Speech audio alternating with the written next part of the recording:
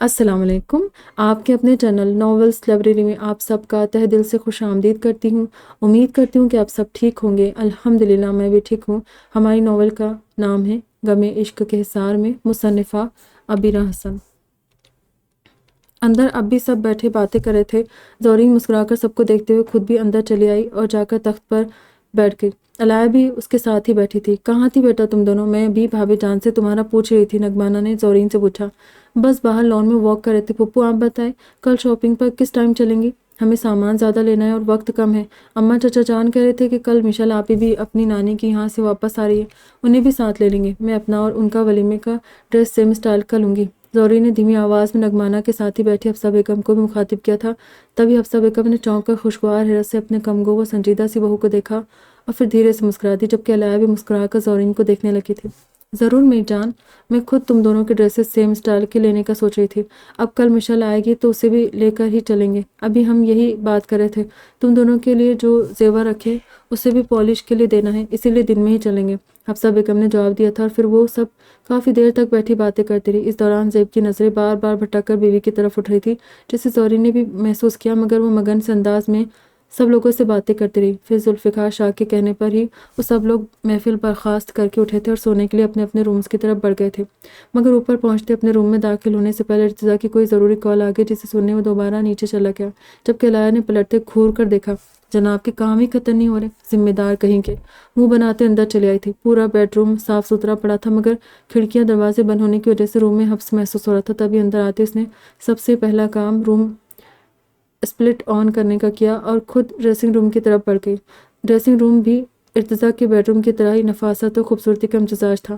پورا روم dark brown لکڑی سے بنا ہوا تھا، جس میں دائیں بائیں طرف دیواروں کے ساتھ چھت سے جڑی 3 سے 4 فٹ لمبے ڈارک براؤن لکڑی کے الماری تھے، جن کے سلائڈنگ ڈورز پر بنی خوبصورت پینٹنگز روم کی ڈیکوریشن کا بھی کام کر رہی تھی۔ ان درمیانی سائز کی الماریوں کے نیچے سے کپڑوں کی قدادم الماری تھی، جن کے سلائڈنگ ڈورز کو مکمل شفاف آئینوں سے ڈھکا گیا تھا، جبکہ الماریوں کے بیچ درمیانی سائز کے شیلف نما بنا دروازوں والی الماری تھی، جو چوڑائی کے لحاظ سے بڑی الماریوں کے دائیں سے بائیں طرف تک پھیلی ہوئی تھی اور اونچائی میں باقی 2 الماریوں سے آدھی تھی۔ اس الماری کے ریکس میں سب سے اوپری 2 خانوں میں ایک ترتیب سے ارتضیٰ کے تمام پرفیومز اور ڈیوڈرنٹس کے سوا بنا الکحل کے عطر، ہیئر جیل، آئل اور ہیئر اسپرے بھی سجے تھے۔ اس کے نچلے خانوں میں درازیں بنی ہوئی تھی، جس میں ارتضیٰ کے ساکس، رومال، ٹائیاں، کف لنکس، کنگھے، ہیئر برش، سب کچھ ضرورت کی دوسری اشیاء موجود تھی، جبکہ کمرے کے عین درمیان میں چوکور شیپ کا بڑا سا کاؤچ بھی تھا، جس پر بیٹھ کر آرام سے دونوں طرف کے آئینوں کو دیکھتے ہوئے آسانی سے تیار ہوا جا سکتا تھا۔ اسی کاؤچ کے عین اوپر خوبصورت سے 5 لیمپ پین چھت کے درمیان نیچے تک گولڈن چین میں گولائی سے لٹک رہے تھے، جس میں بیچ والا اور 5واں لیمپ باقی 4 سے قدرے لمبا تھا۔ پورے روم میں گولڈن لائٹس بکھری تھی۔ الایہ شادی سے پہلے ارتضیٰ کے روم میں کئی بار آئی تھی، مگر یہاں اس کا آنا ہی نہیں ہوا تھا۔ کبھی اس نے یہ روم نہیں دیکھا تھا، مگر اب اس نے ستائش نظروں سے چاروں طرف دیکھتے ہوئے دائیں دیوار والا سلائڈنگ ڈور کھولا تھا۔ یہ دھیرے دھیرے چلا رہی ہوں، اگر آپ لوگ ریڈ کرنا چاہیں تو کر سکتے ہو۔ استاد محترم نے تو کہا تھا کہ کپڑوں کی فکر مت کرو، تمہارے کپڑے میری الماری میں موجود ہیں، مگر یہاں تو خود کے کپڑے جھول رہے، جھوٹے انسان۔ اب میں کیا پہنوں گی؟ لگتا ہے اشال یا زورین کے کپڑے لینے پڑیں گے، لیکن پہلے دوسری طرف دیکھ لیتی ہوں، شاید سامنے ایک آدھ سوٹ پڑا ہوں۔ بڑبڑاتی ہوئی اب بائیں طرف والی الماری کی طرف جا کھڑی اور پھر الماری کھولتے سے حیرت کا خوشگوار جھٹکا لگا۔ اندر ایک لائن سے اس کے کپڑے اور نائٹ ویئر ہینگ تھے۔ تبھی اس کے کانوں میں اشال کی آواز گونجی تھی، جس نے اسے بتایا تھا کہ اس کی شادی کے دوران حفصہ بیگم نے الایہ کے لیے بھی شاپنگ کی تھی، مگر کیونکہ شادی ہوتی وہ حویلی آنے کے بجائے ملک ہاؤس گئی تھی اور اشال کی شادی والے دن بھی افتخار شاہ کے گھر سے سیدھی میرج ہال پہنچی تھی، اسی لیے اسے پتہ ہی نہیں تھا کہ اس کے لیے حفصہ بیگم نے اتنی ڈھیروں شاپنگ کی تھی۔ سارا ہی کلیکشن بہت خوبصورت تھا، یقیناً اس کے پیچھے حفصہ بیگم کے سوا مسٹر البینو کا بھی ہاتھ تھا۔ الایہ نے سوچتے ہوئے نائٹ کلیکشن میں سے ایک خوبصورت سی آسمانی رنگ کی نائلون کی لانگ گھٹنوں تک آتی ڈھیلی ٹی شرٹ اور نائلون کے ہی ٹکنوں تک آتے بلیک فٹنگ والے ٹراؤزر کو کھینچ کر نکالا۔ ڈھیلی سی شرٹ پر بلیک کلر سے بے حد خوبصورت اسٹائلش لڑکی پینٹ تھی، جس کے اطراف میں چھوٹے چھوٹے بلیک شمع سٹارز بھی بنے تھے۔ नाइट ड्रेस बिल्कुल उसी स्टाइल का था जैसे अलाया पहनती थी। बचपन से वो इसी तरह के ढीले ढाले मगर सतर पोशी करते लिबास पहनती थी और सारे घर में मटर गश्ती करती घूमती। मुतअद्दिद बार वो इर्तिजा के सामने भी इस हुलिये में जा चुकी थी, मगर ये उस वक्त की बात थी जब वो 12 या 13 साल की थी। हालांकि इस वक्त भी वो हिजाब और दुपट्टा लेती थी, मगर जब से बालिग हुई थी भाभी और चची जान के टोकने पर उसने इंसान की बच्ची बनकर ओल-जोल हुलिये में रूम से बाहर आना छोड़ दिया था। अभी से समझने में देर नहीं लगी कि आरामदाह ड्रेसेस इर्तिजा उसके लिए लाया होगा। अलाया मुस्कुरा कर सोचते कपड़े लेकर बाथरूम चली गई थी, मगर फिर उसने कुछ सोचते अलमारी का दूसरा स्लाइडिंग डोर खोला। दूसरी तरफ इर्तिजा की प्रेस शुदा ढेरों शर्ट्स और दूसरे डिवाइडर में नाइट वेयर्स थे। उससे ऊपरी खाने में उसकी वॉचेस कलेक्शन। वाकया शाहाना ठाट बाट है उस्ताद मोहतरम के बाबा ने वाकई किसी चीज़ की कमी नहीं रहने दी। अलाया ने सोचते हुए इर्तिजा के लिए भी नाइट ड्रेस निकाल लिया और फिर डोर बंद करते उसे अचानक एक शरारत सूझी थी। उसने इर्तिजा की एक लाइट ग्रीन कलर की टी शर्ट खींच कर अलमारी से बाहर निकाली और दूसरी तरफ का डोर खोलते अपनी टी शर्ट गोलमोल करके अंदर डाल दी। फिर वो दरवाज़ा खोलकर बाहर निकलते सीधी बाथरूम में जा घुसी। पूरे 10 मिनट इत्मीनान से शावर लेने के बाद वो गीले बाल टॉवल से खुश्क करते हुए दोबारा ड्रेसिंग रूम की तरफ बढ़ गई। खुद को आईने में देखते हुए खिलखिला कर हंसी। मेरे हैंडसम उस्ताद मोहतरम, तुम किस कदर मोटे हो, सचमुच पहलवानी हो, मोटू मैन। उसने इर्तिजा की टी शर्ट पहनी थी जो उसकी 5 फीट 5 इंच की हाइट के घुटनों तक आ रही थी। आस्तीनें कोहनियों तक पहुंची थी। उसके सांचे में ढले सरापे उस डोल बाजुओं पर टी शर्ट ऐसे जुड़ी थी कि उसमें बेक वक्त 2 और अलाया घुस सकती थी।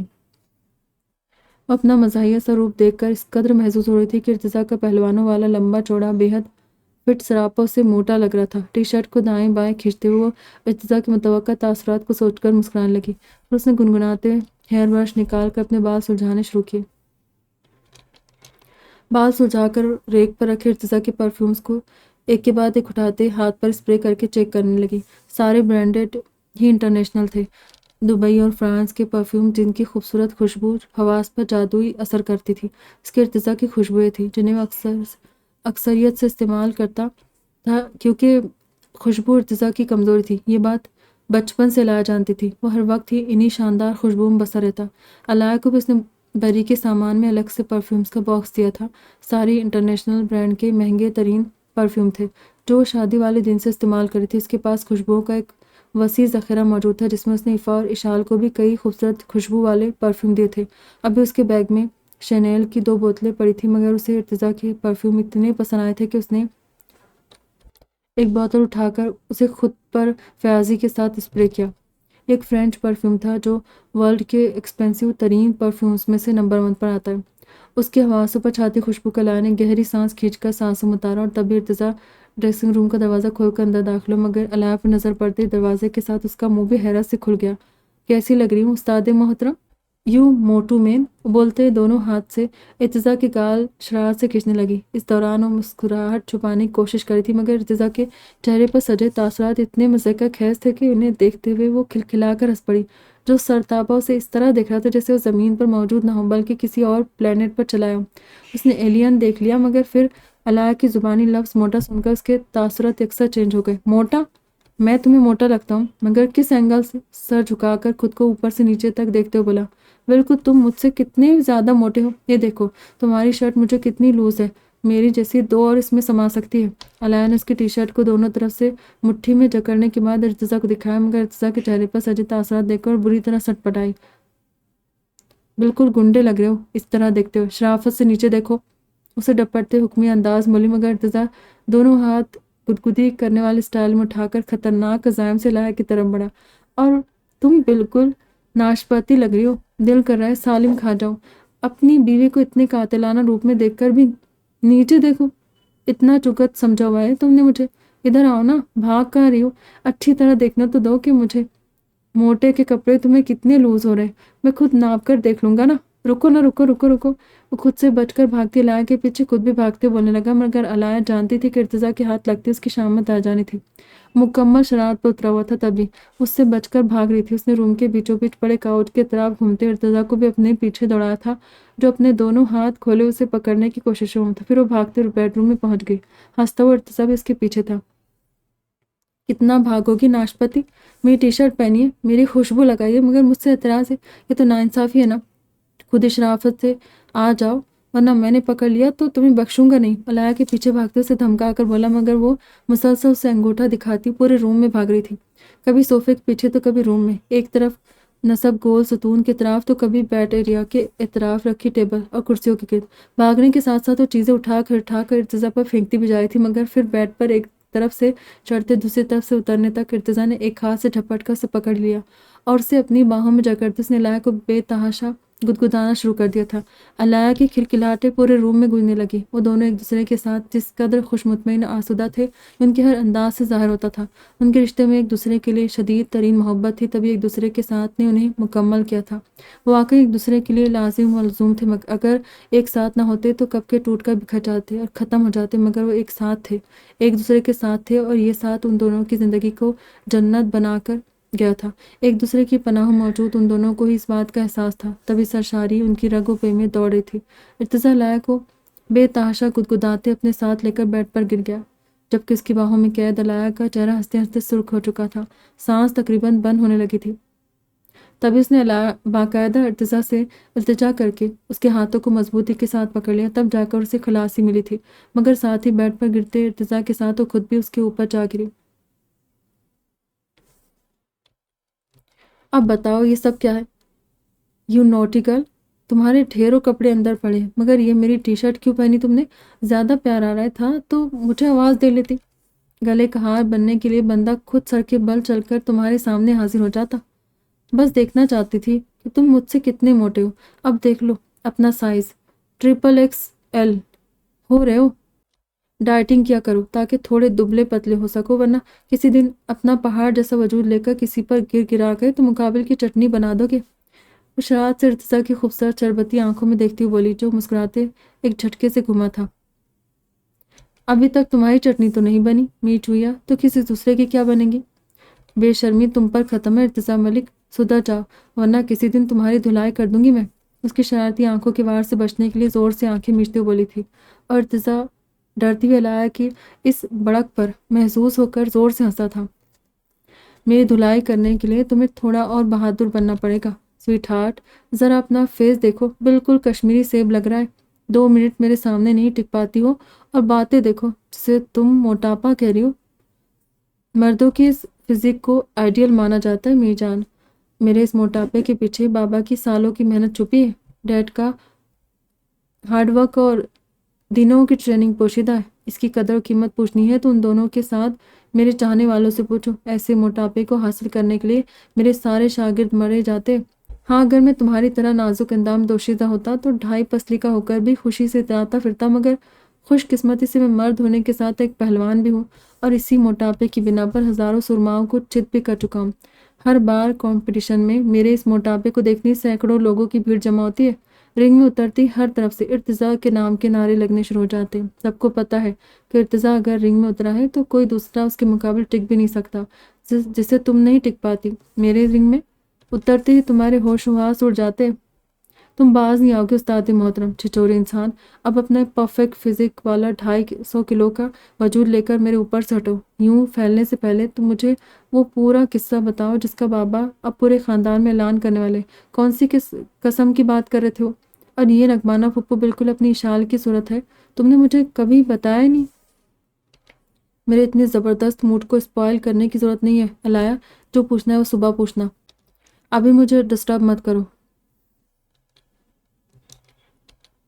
شرافت سے بتاؤ، زیادہ ڈرامے بازی کی تو روم سے باہر نکالوں گی اور پوری رات اندر گھسنے بھی نہیں دوں گی۔ اور تمہیں لگتا ہے کہ میں باہر نکل جاؤں گا؟ سائز دیکھ لیا نا آج اپنا، 2 فٹ کی چوہیا ہو اور شیر سے پنگے۔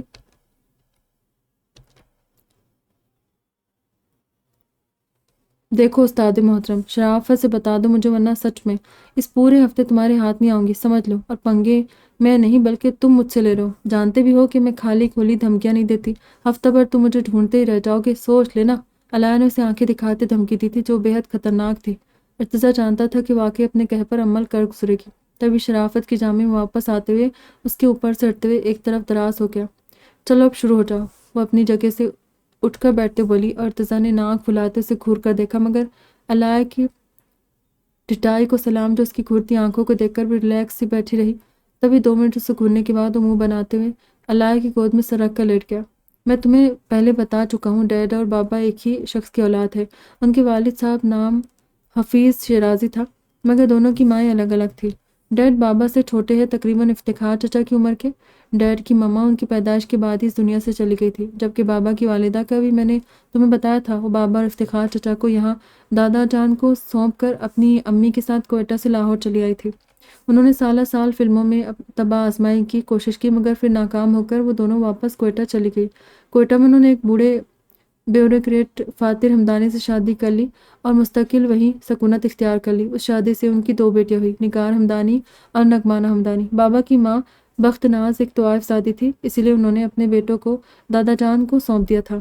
حالانکہ اس دوران ماں ہونے کے ناطے بخت ناز اپنے بیٹوں کو یاد کرتی تھی، مگر زلیخا بی بی جو بخت ناز کی والدہ تھی، بیٹی کو اپنے بچوں سے ملنے کے لیے سختی سے منع کر دیتی، اور بخت ناز کے لاکھ پوچھنے پر انہوں نے کبھی اپنی بیٹی کو اس شخص کا پتہ نہیں بتایا تھا جو کوئٹہ سے ان کے بچوں کو لے کر نہ جانے کہاں چلے گئے تھے۔ بخت ناز نے اپنی شادی کے بعد کئی دفعہ چپکے اپنے بچوں کو ڈھونڈنے کی کوشش بھی کی، مگر ناکام رہی۔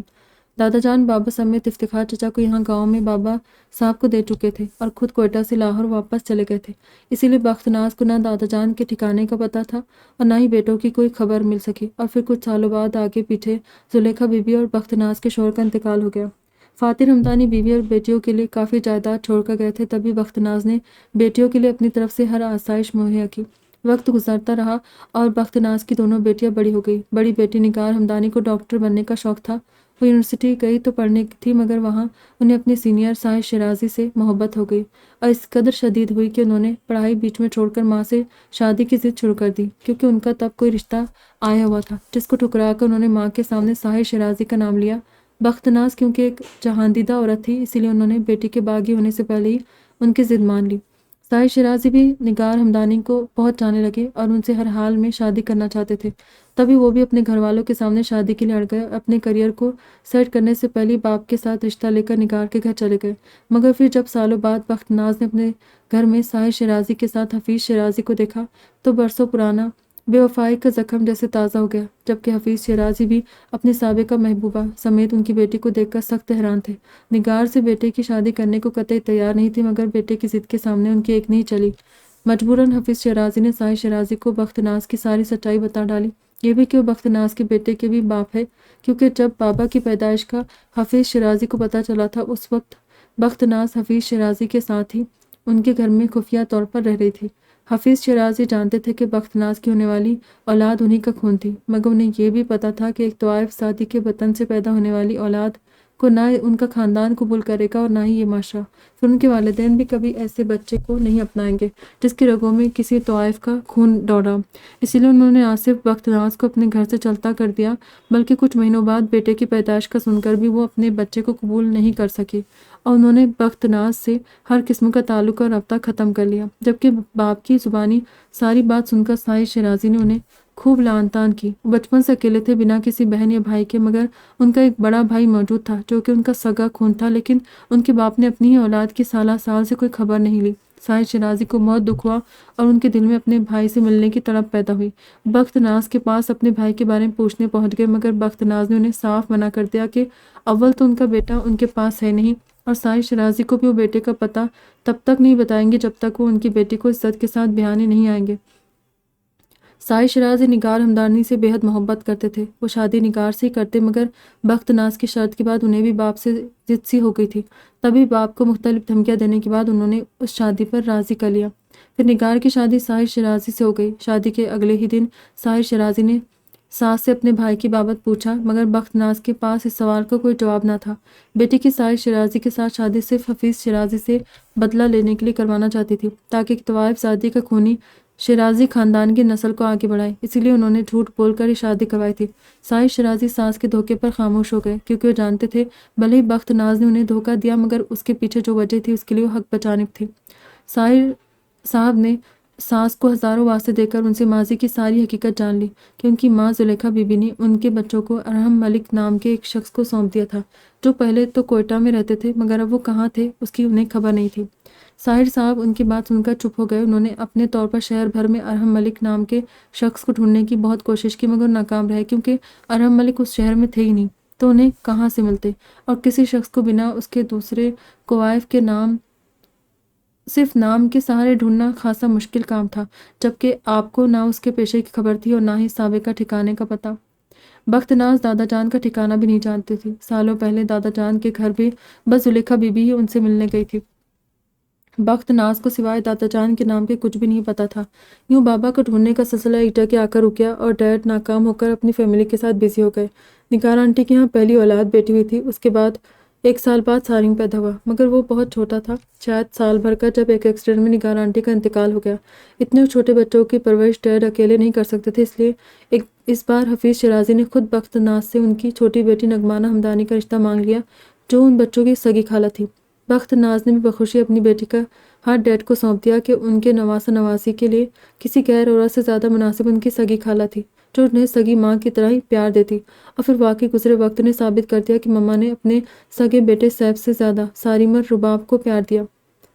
ارتضیٰ نے اپنے سینے پر سرک کر لیٹی علایا کے بالوں کو سہلاتے سے دھیرے دھیرے سب بتا دیا تھا، جو اس کے بولنے کے دوران ہی ارتضیٰ کا سر اپنے گود سے ہٹا کر خود اس کے سینے پر سرکتے ہوئے اس کے گرد دونوں باہوں کا حصار باندھ کر سکون سے لیٹ گئی تھی۔ مگر پھر ارتضیٰ کے چپ ہوتے اس نے اچانک جھٹکے سے سر اٹھا کر ارتضیٰ کو دیکھا تھا۔ ڈونٹ ٹیل می ارتضیٰ کہ سارم کی بہن بھی ہے۔ تم نے مجھے بس یہ بتایا تھا کہ سارم کی مما تمہیں بابا کے دارالعمان میں ملی تھی، جن کے توسط سے تم نے بابا اور ساحر انکل کو ایک دوسرے سے ملوایا تھا، مگر یہ سارم اور اس کی بہن کا کیا چکر ہے؟ اس کی بہن ہے بھی تو کہاں ہے؟ علایا نے سوالی نظروں سے ارتضیٰ کو دیکھتے پوچھا۔ اچانک نہیں ٹپک پڑی، سارم سے پہلے ٹپکی تھی، مطلب اس سے پورے سال بھر پہلے دنیا میں آئی تھی۔ ڈیڈ نے اسے پڑھنے کے لیے یوکے بھیجا تھا، مگر وہاں ایک ایکسیڈنٹ میں اس کی موت ہو گئی۔ گاڑی ایک ٹرالر سے ٹکرا کر کرش ہو گئی تھی، تبھی ہمیں اس کی لاش بھی نہیں مل سکی تھی۔ اس کی موت سے پہلے ڈیڈ اس سے بے حد ناراض تھے، کیونکہ اس نے دوران تعلیم ایک عرب بزنس ٹائکون کے بیٹے سے شادی کر لی تھی۔ اس ایکسیڈنٹ میں رباب کے ساتھ اس کا شوہر بھی مارا گیا تھا۔ ڈیڈ رباب کی موت کے بعد بھی بیٹی کو معاف نہیں کر سکے، اسی لیے انہوں نے آج تک گھر میں اس کا نام لینا بھی ممنوع قرار دے دیا تھا، یہاں تک کہ مما بھی اسے یاد کر کے اگر روتی ہے تو مما پر برہم ہو جاتے ہیں۔ سارم اور سیف کو بھی بہن کا نام لینے کی اجازت نہیں، حالانکہ سارم رباب کی موت پر یوکے جانا چاہتا تھا، اس کے شوہر وغیرہ کی فیملی سے ملنا چاہتا تھا، مگر ڈیڈ نے سختی سے اسے منع کر دیا۔ رباب کے جیتے جی جب وہ اس کے ساتھ سارے رابطے ختم کر چکے تھے تو اب اس کی موت کے بعد اس کے سسرال والوں کے بارے میں جاننے کی کوشش کیا کرتے؟ میں نے بھی انہیں بہت سمجھایا، مگر انہوں نے کسی کی نہیں سنی۔ تم جانتی وہ ہماری ایک ایک حرکت پر نظر رکھتے۔ میں نے اپنے طور کوشش کرنی بھی چاہی تھی تو انہیں فوراً پتہ چل گیا، تب انہوں نے مجھے اور سارم کو اپنا مرا منہ دیکھنے کی دھمکی دے کر بے بس کر دیا۔ رباب سے جڑی کسی چیز سے کوئی واسطہ ہی نہیں رکھنا چاہتے۔ ارتضیٰ نے علایا کو تفصیل سے بتایا تھا، اس کی سماعت پر دھماکہ کیا تھا۔ مگر ارتضیٰ، کیسے ہو سکتا ہے؟ مطلب کوئی باپ اتنا ظالم کیسے ہو سکتا ہے؟ ان کی بیٹی نے شادی کی تھی، کوئی گناہ نہیں جو اس سے اس حد تک متنفر ہو گئے؟ اس کے پیچھے وجہ تھی علایا، اور وہ وجہ مجھ سے جڑی ہوئی تھی۔ ڈیڈ رباب کو مجھ سے منسوب کرنا چاہتے تھے۔ ایک اور نیا دھماکہ جس نے علایا کو سن کر دیا، اور وہ پوری آنکھیں کھول کر ارتضیٰ کی شکل دیکھنے لگی۔ میں نے اسی لیے کبھی مما یا ڈیڈ کو تمہارے بارے میں نہیں بتایا کہ کہیں ان لوگوں کے ایموشنز ہرٹ نہ ہوں۔ وہ لوگ میرا ماضی جانتے تھے، اس کے باوجود اپنی بیٹی کو مجھ سے منسوب کرنے کے خواہش مند تھے، مگر میں تمہاری وجہ سے ایسا نہیں چاہتا تھا۔ میں نہ تو ان کی بیٹی سے شادی کر سکتا تھا، نہ ہی کھل کر انکار کر سکتا تھا، اور نہ ان کے سامنے تمہارا نام لے سکتا تھا، وہ بھی اس کنڈیشن میں کہ میں خود کو تمہارے قابل ہی نہیں سمجھتا تھا۔ دراصل میں رباب کے بھی لائق نہیں تھا، کیونکہ وہ بھی بہت اچھی لڑکی تھی۔ خود رباب بھی یہ نہیں چاہتی تھی۔ میں نے اسے ہمیشہ چھوٹی بہن کی نظر سے دیکھا تھا، اور وہ مجھے بھائی کہتی تھی۔ ایک دن اس نے مجھے یوکے سے کال کیا اور بتایا کہ وہ کسی اعظم سلطان نام کے بندے کو پسند کرتی ہے۔ میں نے اسے کہا کہ وہ ڈیڈ کو اس بارے میں بتائے، اگر لڑکا مناسب ہوگا تو وہ خود اس کی شادی کروا دیں گے، مگر اس نے کہا کہ ڈیڈ اس کی شادی کبھی دوسری جگہ نہیں ہونے دیں گے، کیونکہ وہ اس کے لیے مجھے پسند کرتے۔ میں نے اسے سمجھایا بھی کہ میں خود ڈیڈ سے بات کروں گا اور انہیں راضی کروں گا کہ تمہاری پسند کے لڑکے سے ساتھ ہی تمہاری شادی کر دیں، مگر اس نے مجھے کوئی جواب نہیں دیا، اور اگلے دن خود ڈیڈ کو کال کر کے بتا دیا کہ اس نے 2 مہینے پہلے یوکے میں شادی کر لی تھی۔ شاید ڈیڈ کو سب سے زیادہ غصہ بھی اسی بات کا تھا کہ اس نے انہیں دھوکے میں رکھا، پھر وہ مجھ سے بھی شرمندہ تھے، جبکہ میں نے انہیں بارہا کہا تھا کہ مجھے رباب کی شادی سے کوئی اعتراض نہیں، کسی اور سے شادی نہ بھی کرتی تب بھی میں قیامت تک اس سے شادی نہیں کرتا، ان کے شدید اصرار پر بھی نہیں۔ اسے میں نے ہمیشہ چھوٹی بہن کی نظر سے دیکھا تھا۔ لیکن میری وضاحتوں نے بھی ڈیڈ کا گلٹ ختم نہیں کیا۔ ارتضیٰ گہری سانس کھینچ کر ماضی کو یاد کرتے ہوئے بولا تھا، مگر علایا کے تنے تنے چہرے پر نظر پڑتے اس نے لب بھیج کر اپنی مسکراہٹ چھپا لی۔ علایا جان، اتنے خطرناک ایکسپریشنز کے ساتھ مجھے دیکھنے سے اچھا ہے کہ اپنے دماغ کو ریلیکس کرو، یہ سوچ کر کہ رباب مر چکی ہے اور شروعات سے آج تک اپنے استاد محترم پر سرتاپا تمہارا ہی حق تھا، ہے اور رہے گا، اس لیے غصہ نہ کرو۔ علاء کے برہم چہرے کو دیکھ کر مزے سے مسکراتا بولا اور اس کے کھلے بالوں کو مٹھی میں اٹھا کر ناک کے پاس لاتے سونگھنے لگا، جبکہ علاء کا مزاج اس کی وضاحت سن کر بھی برہم ہی رہا۔ ثابت ہو گیا کہ دونوں بہن بھائی کرپٹ ہے۔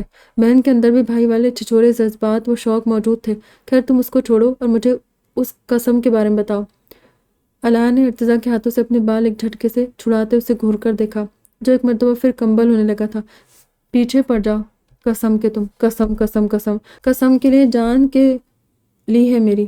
یہ قسم ڈیڈ کے ابا نے دی تھی اور یہاں محترمہ میرے سر ہو گئی ہے۔ وہ علاء کے دوبارہ سے ڈسٹرب کیے جانے پر سخت بدمزہ ہوتے بولا، مگر علاء کی گھوری اس کے ناک منہ چڑھانے سے زیادہ خطرناک تھی۔ تبھی وہ پھر سے ٹریک پر آیا۔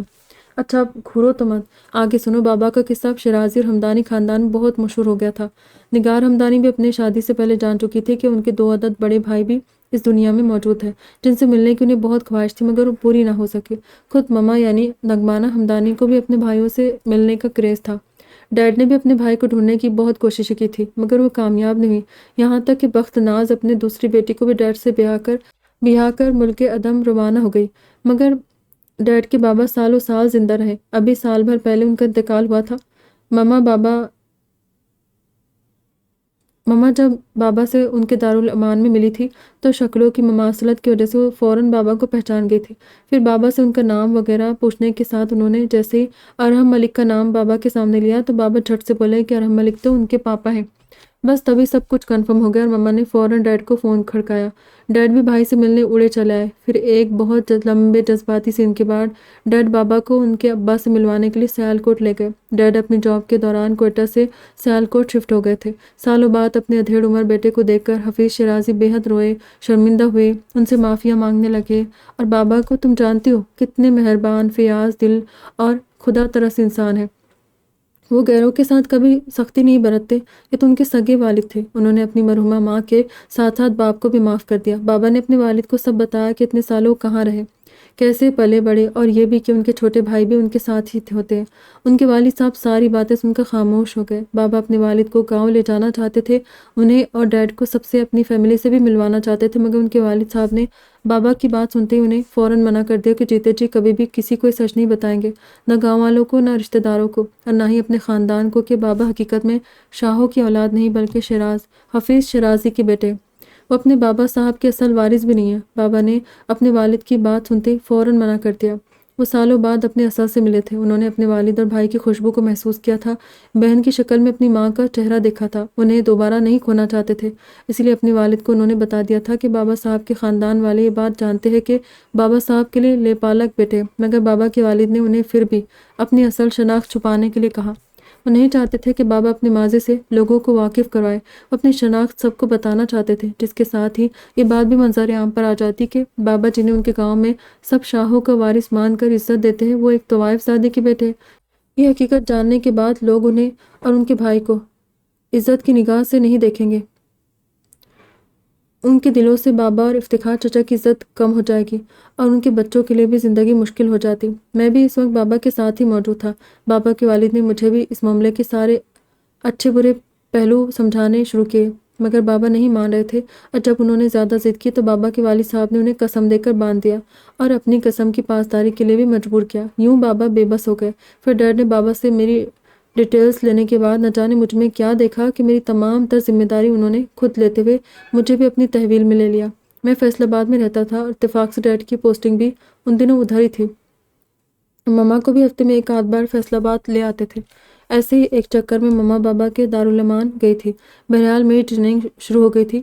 مزید 2 سالوں بعد میرے سوا بابا نے زارون کو اور پھر زیب کو بھی ڈیڈ کے حوالے کر دیا۔ اس دوران سارم اور صیب بھی ہمیں جوائن کر چکے تھے۔ دونوں فیملیز کے مرد ایک دوسرے کو اچھی طرح جان چکے تھے، مگر بابا کے والد کی علاقائی پابندی کے باعث مما کے لاک اسرار پر بھی ہم نے اماں، انیلا آپی اور ایشو کو بچے کو کبھی کچھ بتایا، نہ ہی ان لوگوں کو مما سے ملوایا۔ ایک بار اگر یہ راستہ کھل جاتا تو پھر دونوں طرف سے ملاقاتوں کے سلسلے بڑھ جاتے، نہ ادھر سے کوئی پابندی رہتی اور نہ مما کی طرف سے۔ ڈیڈ عورتوں کے جذباتی مظاہروں سے واقف تھے، اور پھر انہی دنوں بابا کو سیاست میں جانے کا شوق ہو گیا۔ وہ اپنے گاؤں کی ترقی کے لیے ہر وقت ہی کوشاں رہتے تھے، تبھی ہمیں احتیاط کی زیادہ ضرورت تھی۔ اسی لیے ڈیڈ نے بیوی کو بھی نہ صرف سمجھا بجھا کر کنٹرول میں رکھا، بلکہ بابا کو بھی مناسب وقت آنے تک اماں کو کچھ نہ بتانے کے لیے کہہ دیا تھا۔ لیکن گڑبڑ تب ہوئی جب مما سیف کی برتھ ڈے پر اسے سرپرائز دینے اچانک ڈیڈ کو بنا بتائے فیصل آباد چلی آئی۔ اس وقت سارم اور سیف فیصل آباد میں تھے، جب رباب سیالکوٹ میں ہی کالج کے ہاسٹل میں رہتی تھی۔ یہ شاید 9-10 سال پہلے کی بات ہے۔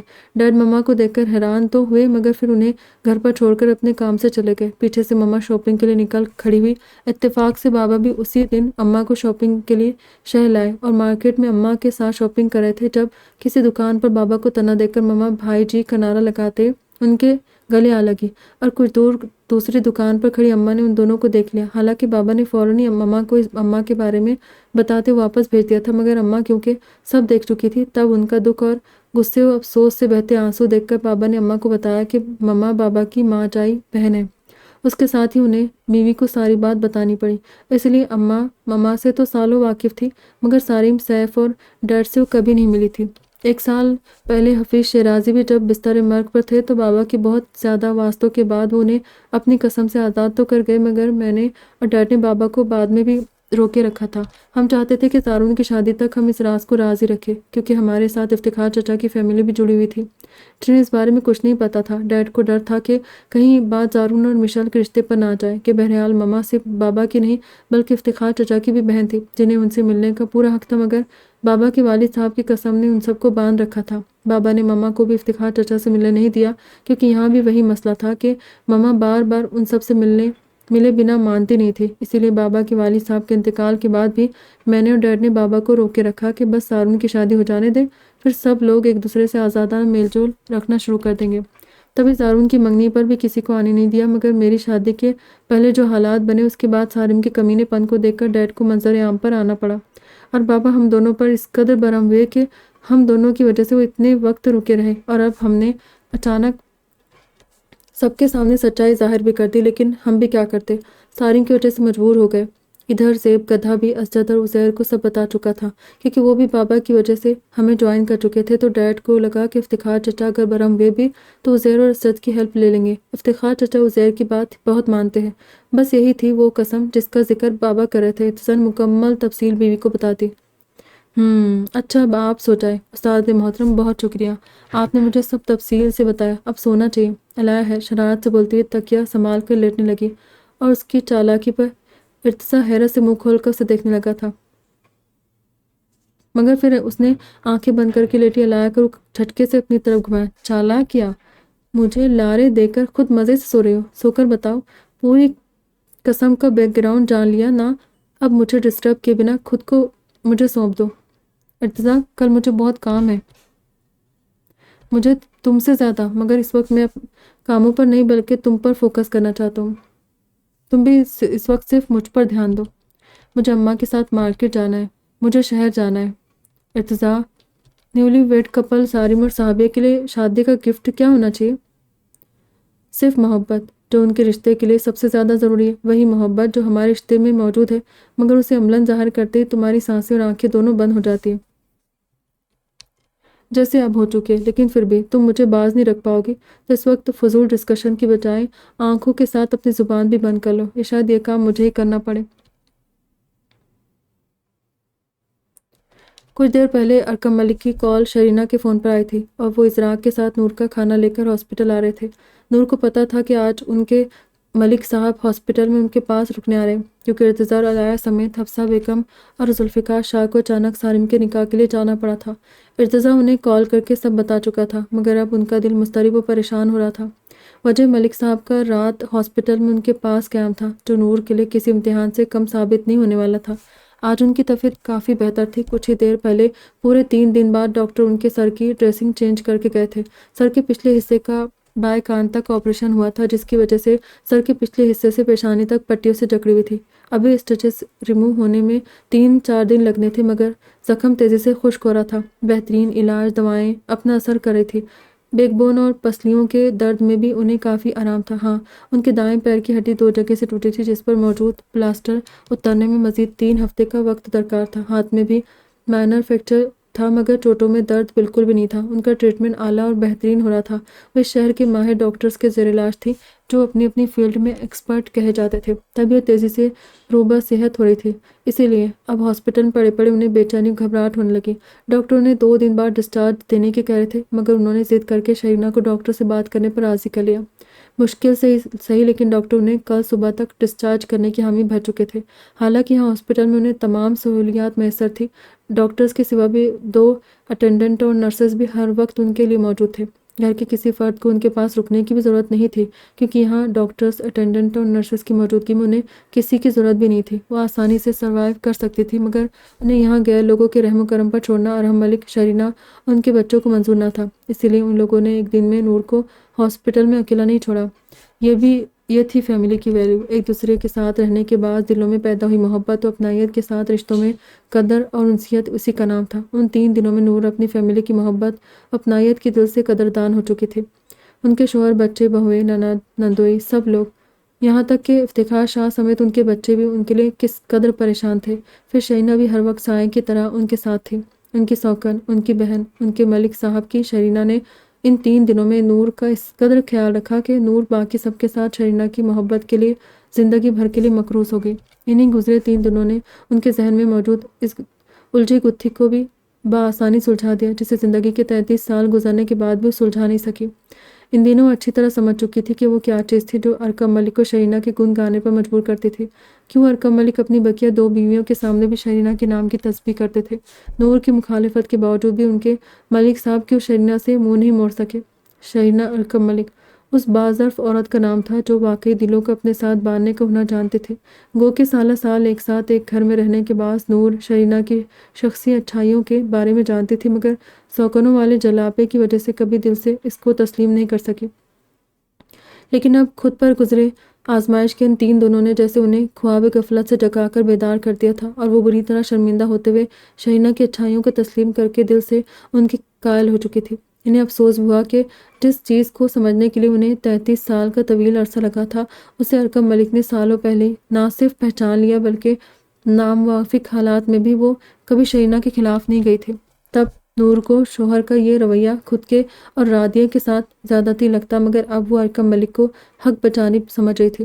ان 3 دنوں میں شرینہ نے ان کی جس قدر خدمت کی تھی، اس نے نور کو ان کے سامنے واقعی سر اٹھانے کے قائل لائق نہیں چھوڑا تھا۔ شرینہ اپنے گھر کا سکون و آرام چھوڑ کر روز ان کی وجہ سے ہاسپٹل میں رک رہی تھی۔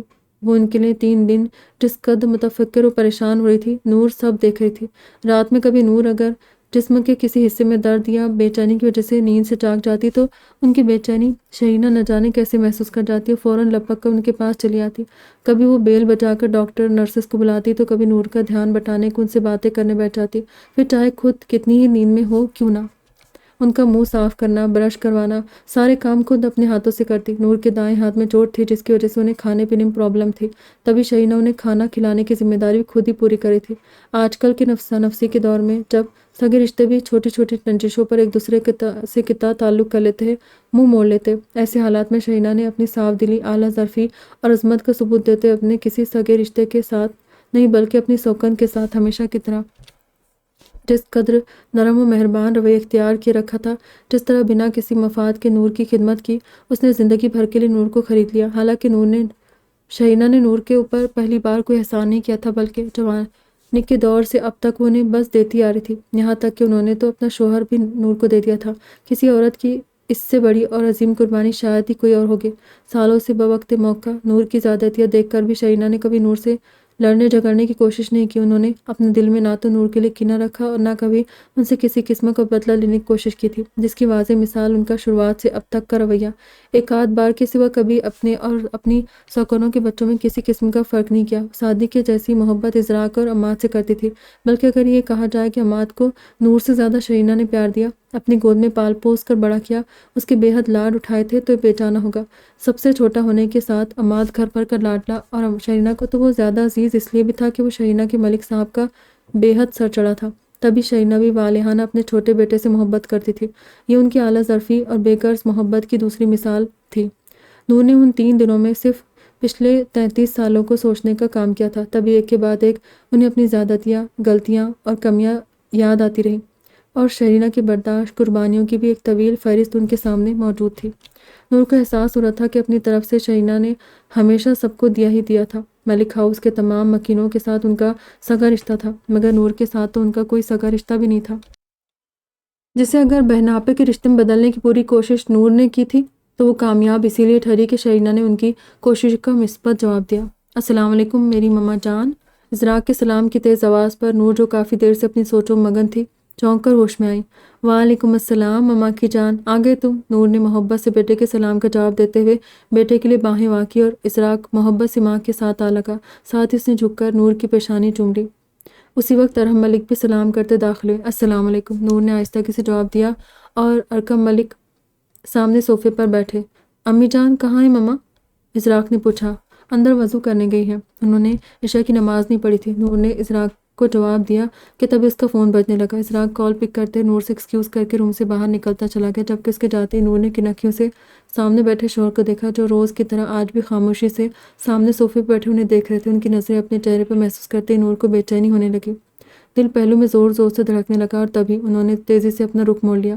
یہ پچھلے 2 دن سے ہو رہا تھا۔ پہلے دن کے بعد سے ارکم ملک نے نور سے کوئی بات نہ کی، روز انہیں دیکھنے آتے تھے اور خاموشی سے آ کر بیٹھ کے سامنے پڑے صوفے پر بیٹھ جاتے، کچھ بولنے کی کوشش نہیں کرتے تھے اور نہ انہیں مخاطب کرتے تھے، بلکہ ایک طرف بیٹھے خاموش نظروں سے نور کو دیکھتے ہوئے انہیں نگاہوں کے راستے اپنے دل میں اتارتے رہے، اور وہ لمحے نور کے لیے جیسے آزمائش بن جاتے۔ وہ اندر ہی اندر ارکم ملک کی بولتی گہری نگاہوں کی تپش اپنے چہرے پر محسوس کرتے، مرغ بسمل کی طرح تڑپتی رہتی، مگر زبان سے ایک لفظ نہ کہتی اور نہ چہرے سے اپنی بے چینی ظاہر ہونے دیتی۔